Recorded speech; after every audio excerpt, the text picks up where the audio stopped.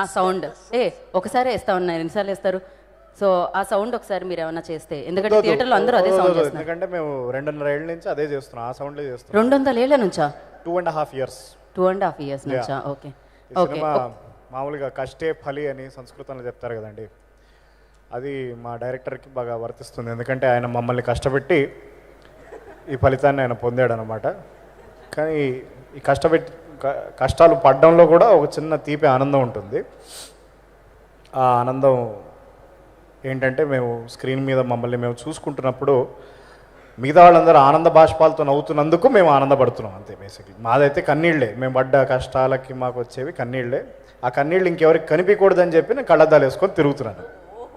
అది సంగతి. ఈ అద్దాల వెనకాల అంత బాధ దాగుందా అండి? చాలా బాధ ఉందండి, చాలా విపరీతమైన బాధ, విషాదగాథ. అర్థమైపోయింది.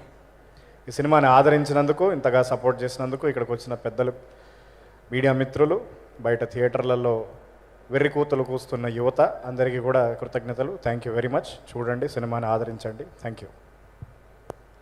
అయిపోయింది అండి. అయ్యో 2.5 సంవత్సరాలు అన్నారు, 2.5 నిమిషాలు కూడా ఇవ్వలేదు స్పీచ్. మేము యాక్చువల్లీ ఎక్స్పెక్ట్ చేసాం మీ నుంచి.